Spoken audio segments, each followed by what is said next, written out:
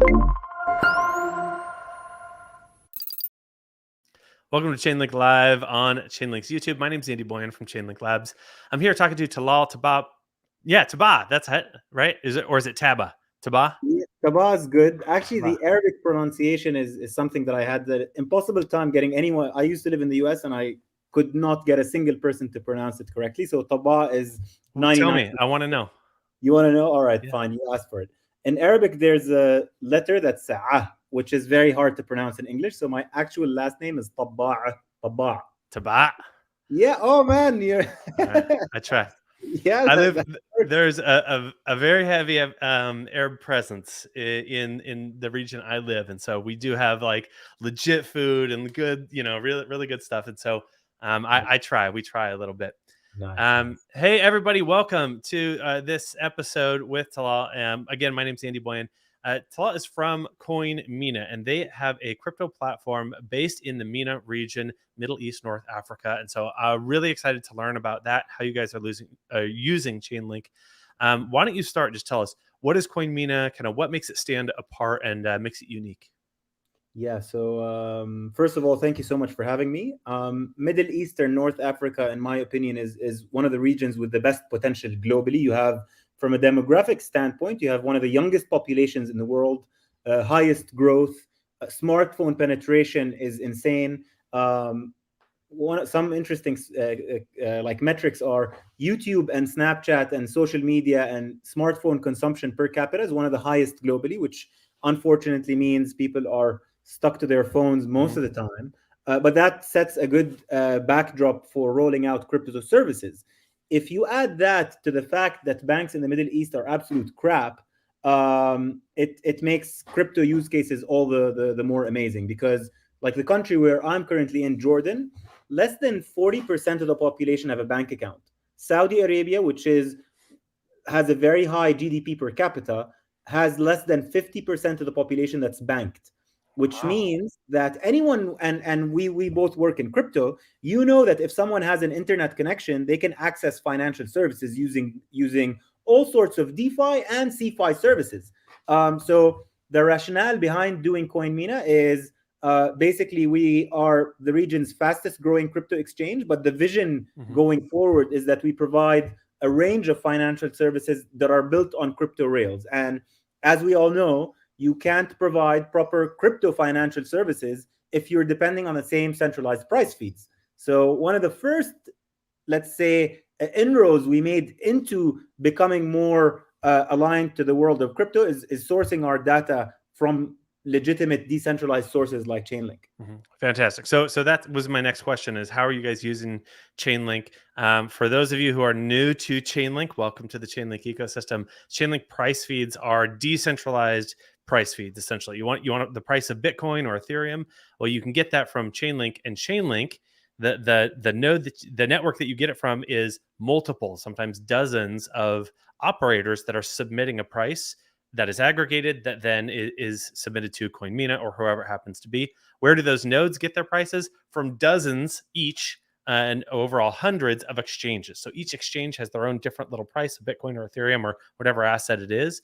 Aggregate those, aggregate them again, get them submitted so that people can use them. And it's a really strong indicator for what that market price is. So, but you guys aren't using smart contracts. It's not a DEX. Right. So you're just getting those to have accurate prices for your users, or tamper resistant is another one. We have seen centralized exchange price feeds get tampered with. Plus uptime is also an issue. So, okay, let's take a step back and think of what are CoinMENA's short-term and long-term priorities. Yeah. In the short term, I care about having a reliable price feed that is tamper resistant, that has mostly uptime and minimal downtime, and costs a reasonable amount of money. So Chainlink ticks all the boxes across all of these. Uptime is better than centralized services. Cost is lower, and it is tamper resistant because we're aggregating prices from many different sources. So Chainlink allows us to essentially meet our short-term needs in terms of price feeds. But going forward, as we know, centralized exchanges will have to adapt to how this industry is maturing. So there is a scenario or there is a situation where CoinMENA disrupts itself. And but the reality is Mhm. today in the Middle East, people want to log in with a username and password. They want someone to have their custody. So as a startup founder, I need to work on what the market needs today and work on Mhm. and have an eyesight to what's going to come next. So today we use Chainlink in the way that I just described.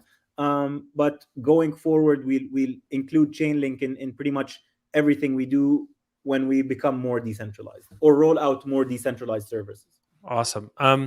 You mentioned right now people in the MENA region want to a login and password. They want things pretty easy.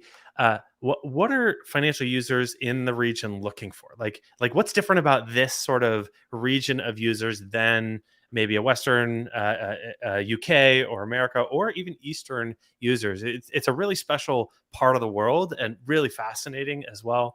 So how do these users like? How do you think about them differently? Man, we get all sorts of different use cases that are mind boggling that I'm sure, like, okay, everyone likes to think they're special, which is why I'm showing the Middle East as very special. I'm sure exchanges in Latin America, US also get all sorts of different use cases because we're operating in an industry that's growing at a very Hmm. fast pace. But Middle East has one of the biggest remittance corridors in the world. If you look at the money flow from Saudi Arabia to India, Dubai to Philippines, Dubai as a city has less than 8% of its population as locals. Hmm. Like, do you know how we think, like, I used to live in the US and I thought, oh shit, US is very international. When I moved to Dubai, I'm like, all right, this is another level. 92% of the residents are not locals, which means that remittances is such a big part of it. And people use archaic traditional services like Western Union and whatnot that Hmm. charge you literally an arm and a leg to get money across the border. So we've realized people are depositing fiat currency in their CoinMENA accounts and sending USDC back to their family. So we don't operate as a remittance service. And for any compliance officers from our team or externally watching, we are not a remittance service Hmm. provider, except that some people use stable coins for that. Um, but Interesting. yeah, I mean, that's just one of the interesting use cases. One other super interesting one is self-sovereign money. Um, this applies not only for the Middle East, but everywhere in the world. Lebanon is an excellent example of where the currency basically lost all its value, like pretty much all its value, depreciated like 90% in a span of 12 months. And you can't get your money out of the bank.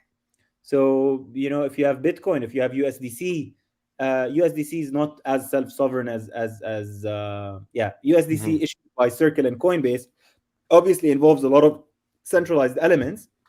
But when talking about self-sovereign money, I think we can focus on Bitcoin because it is the most self-sovereign money. But yeah, we have a lot of people buying Bitcoin for that. Well, Uh, so that's self sovereignty, but even an escape to a stable coin that's based on the dollar, you want to get out of a local currency and get into the yeah, U.S. dollars, the global reserve currency, right now. So we see that a lot in South America as well. When there's these super high inflation events, okay, people want to get out and they want to put their money in dollars or in Bitcoin even or having something else. man, that's the thing that's really shocking is that if you owned dollars in a bank in Lebanon, you no longer have those dollars. So forget local currency issue. If you have dollars in a local bank that is gonna falter, your dollars aren't safe. So Wow. like my grandfather had real estate in Lebanon, and a couple of years ago, I'm like, listen, they're paying 16% interest on their local currency. Something's up. He's like, yeah, I know, but the returns are great. 16% interest is amazing. I'm like, yeah, but you probably need to get your money out. So yeah, basically worked with him to get his money out of the country using Bitcoin. Wow. Um, and We Sergey tells stories about this. So this happened in Greece a few years ago, and like there's all these examples in history. It's amazing to hear it. This just happened in Lebanon, and I think we need to tell that story better because this is one of the major reasons for crypto and Web3 is I control my own money. I control my own finances, where they go, what they do. I sign the wallet. So amazing to hear, and the MENA region to have countries, there's many small countries, right? And so there's many places where the monetary policy can change really quickly for a particular segment of users, and to be able to react quickly with an exchange or whatever service it happens to be is really powerful. Cigar, hello. I see people coming into the chat. We've got more people. My name's Andy from Chainlink Labs. I'm talking to Talal from CoinMENA. We're learning about CoinMENA. It's an exchange, financial service, crypto financial service provider in the MENA, Middle East, and North African region. And I just asked him, what makes the users stand out. Can you focus a little bit on North Africa? Like, what region is this? Is this what are some of the countries, and how is that sort of a different animal from some of the Middle Eastern countries? So, contrary to popular belief, there's nothing that actually links Middle Eastern countries other than language, culture, mostly religion, but geographically and politically, they are all self-sovereign countries. Probably not the best arrangement to have. You can see in the US, the US is much stronger because states are under a federal. They might have their differences on a state level, but at the end of the day, everyone's under the federal umbrella of the US. The Middle East doesn't really have that. Each country is separate, and then you have the GCC, which is the Gulf cooperative countries. That is Saudi, UAE, Oman, Kuwait, and Bahrain. And these countries collaborate. They don't share the same leadership, same currency, etc. But there's a lot more collaboration and free trade agreements and whatnot. So when we say Middle East and North Africa, it basically means the GCC, which is Saudi Arabia, richest country in the Middle East, UAE, which has Dubai, Kuwait, Oman, Bahrain, and then you also have Qatar, Yemen, Egypt, and then you can go up north to where I am at, Jordan. A bit more north, you have Lebanon, Syria, Palestine, Iraq, Israel, and then to the west you have North Africa, which starts with Egypt and then moves to Algeria, Morocco, Libya, and then down south Sudan. All of these countries have Arabic as their native language, so I think that's a pretty common factor. But if you look at like multinationals like Pepsi or other countries, they have a different grouping. They call it MENAT, which is and Turkey. So Middle East, North Africa, and Turkey, because even though Turkey has a different language, there's a lot of cultural similarities. And then you have other multinationals that call it EMEA, Europe, Middle East, and North Africa. So depending on how you want to chop it up, you can have different. So I know, like, I'm accustomed to talking about West Africa and hearing about Nigeria and the tech explosion there, right? There's a ton of youth, ton of education, and people who are becoming developers and trying to be entrepreneurs. We hear about that story a lot here in the States. One of the other things I hear is that because it's relatively young, is that entrepreneurs there, they don't have a lot of entrepreneurial experience, and so there's a lot of like stop and go and start and like figuring it out. That's a different story than the Middle East and like I think Egypt, which is very developed. There's a ton of technology and universities and everything there for decades and decades, and so it's kind of feels like a little bit of a different animal. Yeah, it is a different animal. Plus, it serves to, like, it's worth noting that Egypt has over 90 million people living there. So Egypt is not a small country, and yeah, I mean Egypt is in Arabic we have a saying that says "Masri Dunya," which is like Egypt is the mother of civilization or of the world, because so many good things came out of Egypt. And if you haven't been there, it's definitely worth visiting. Oh, I want to go so bad. I was talking to your colleague about World Cup is in Qatar this year, and so that's going to be my excuse to go visit all sorts of places. I'm very excited. Oh man, you're coming to the World Cup? That is. I'm going to try. I don't know yet. It's not sealed in stone, but I would love to try. Yeah, I'm also confirming it. But like, I went to the last World Cup in Russia, and I'm probably gonna try and go to every other World Cup because it's amazing. I went. This is totally not to do with the CoinMENA, so we'll get back to it. But I went in 2006 in Germany on accident. I was there for a different conference, and then like the whole country was just full of. It was amazing. It was the Vuvuzela one where they were all on TV. Anyways, Hand Fun has a great question, and it ties into my next question. Is when we're looking about this region, you've got all these different sovereign governments. That can be a regulatory challenge. HandFund also asks if there's Islamic finance restrictions that you are dealing with. What are some of the approaches to regulation that you have to deal with, and that makes this region kind of, is it hard to get from an outside exchange perspective? Is that something unique to CoinMENA, or like what's that landscape look like? Yeah, I mean, Islamic finance in general, I wouldn't say is restrictive. It just allows banks and other financial intermediaries to take on lower risk. So, for example, leverage is not something that is allowed in Islamic finance. Yet, you can 101x your coin on traditional or crypto exchanges. So I wouldn't say that Islamic finance has restrictions. It just has different checks and balances that push you to be more risk averse. Obviously, from a crypto founder standpoint, it does restrict you or limit you in terms of the services you can offer. But the way that we imagine this to happen is we will have a Sharia compliant offering and another offering that basically allows anyone to do whatever the hell they want. So yeah, we'll have both. Is there user appetite for both? Like, is that something that you definitely need to build for? Yeah. We've validated the hypothesis as well, that there's the room for both. Excellent. I'm just really interested in this idea of the end users and what they are after with CoinMENA. Are Middle Eastern users, are they generally plugged into the crypto scene? Like, I think about crypto Twitter, I go on and I know what's going on in the weird world of PFPs and avatars and whoever's fighting who this week. Is there that sense of crypto culture as well, or is it a different kind of crypto culture? What's going on? It is so funny. Like I'm one of the few people, I guess, that knows a bit of crypto and have Arabic as my native language. Like Arabic is my first language by a landslide.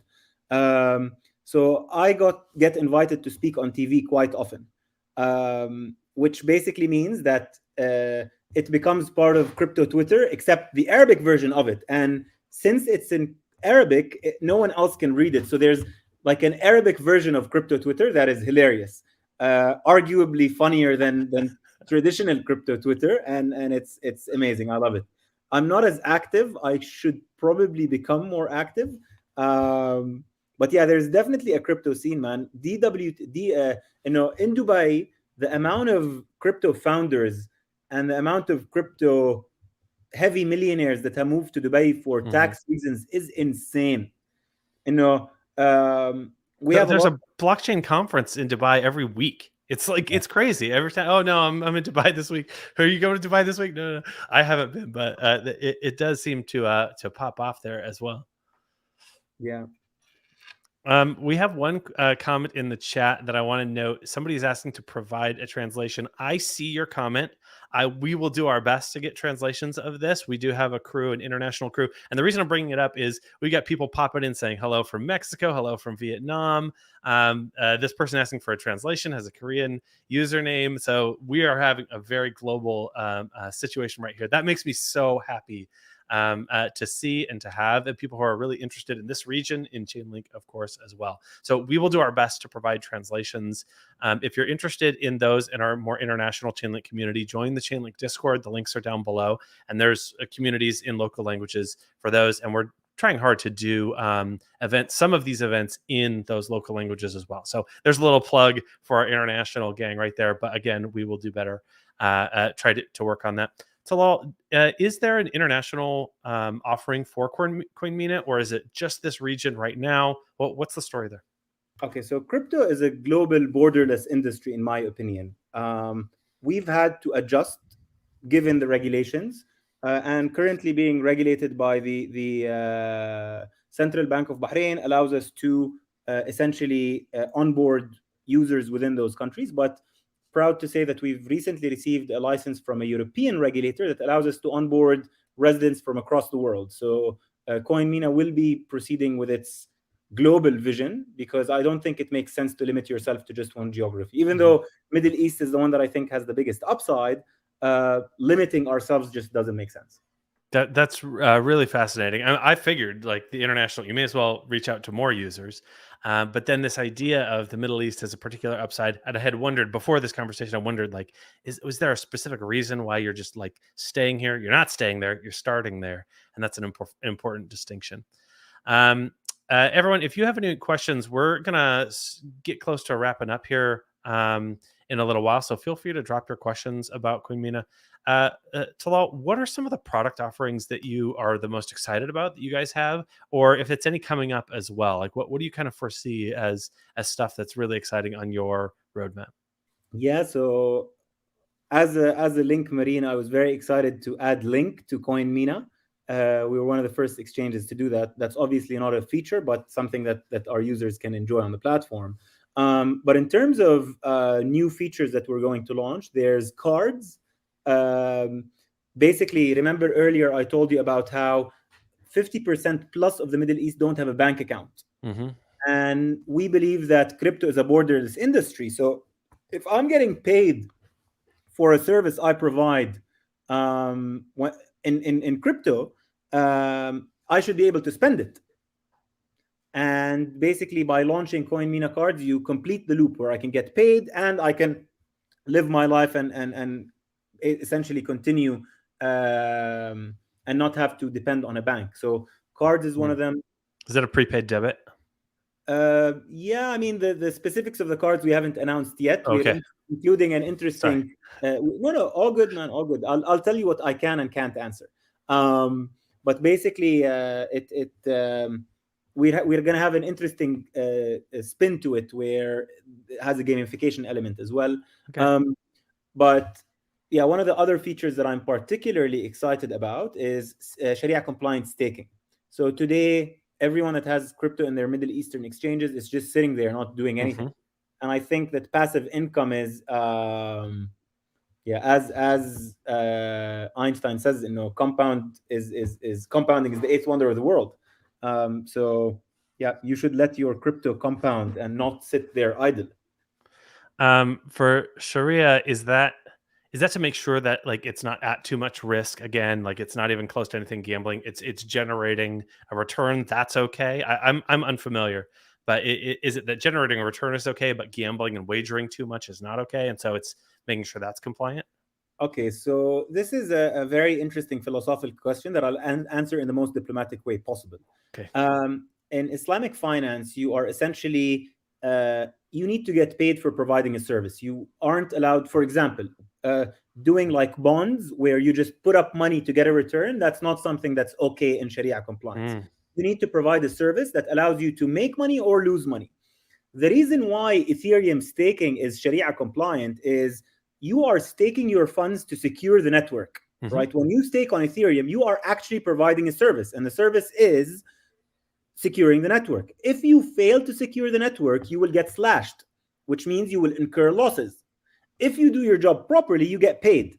So basically, equity or the alignment of financial incentives works best in equity. In debt, the lender could benefit and the borrower could get screwed over. In equity, both parties win and lose together. So that's a way for traditional or for Islamic finance to make sure that both parties have financial incentives aligned. So part of staking can be considered Sharia compliant if it is done the way that Ethereum 2.0 is done, where your service is going towards securing the network and not just money generating interest.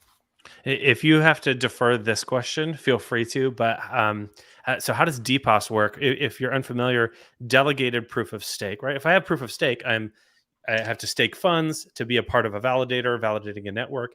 But in some of these cases, right, there's a validator that works, but you can also be a delegator. So like I can just take a smaller amount of the token, delegate it to the validator, who then uses it to validate the network.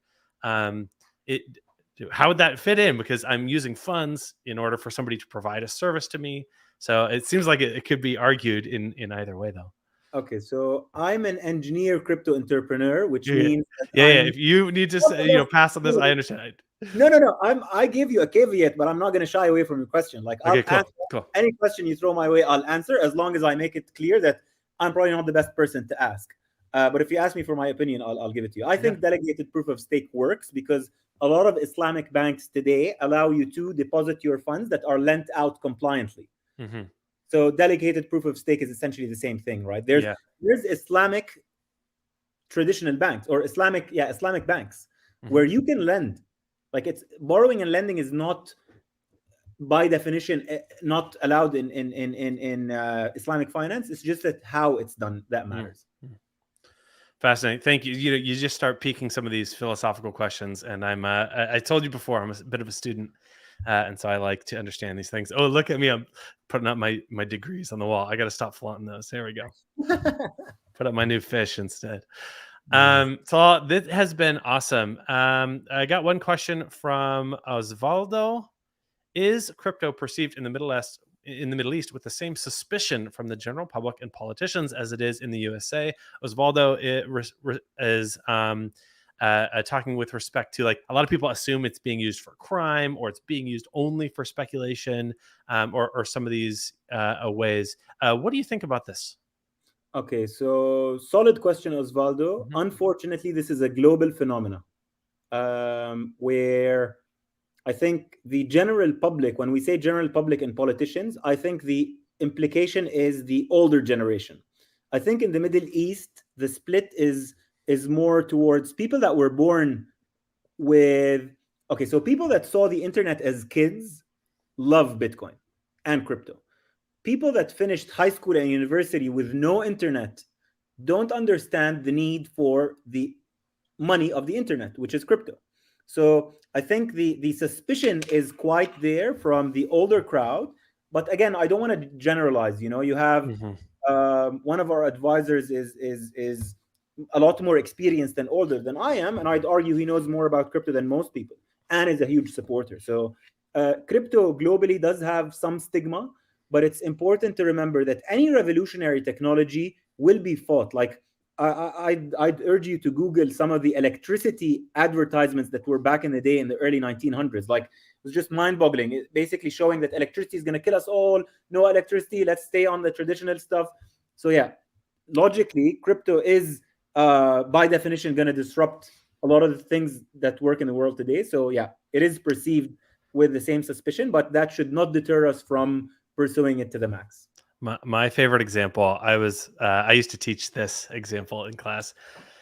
In the early days of recorded music, John Philip Sousa, who's a famous composer in that area in the United States, wrote this op-ed in the newspaper about, if we move from sheet music to recorded music, the entire American, like, physical ability is going to diminish. It's going to kill us all, because right now, by needing to learn to sing and learn to play music live and not have it recorded, like, we have to practice breathing, and we have to practice marching in a band and do all these things. And it's this really, well articulated argument against recorded music. And we saw that story. There's people with a traditional sort of perspective and a view that tend to be resistant towards change in so many different industries, and technologies.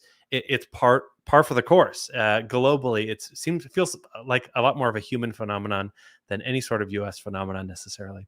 Talal, we're kind of running on time, so I just want to make sure we get, what's your roadmap for the next 6 months, a year? What are you guys really looking forward to and working on, that you can talk about? Besides Yeah, this card, the card thing is a pretty big one.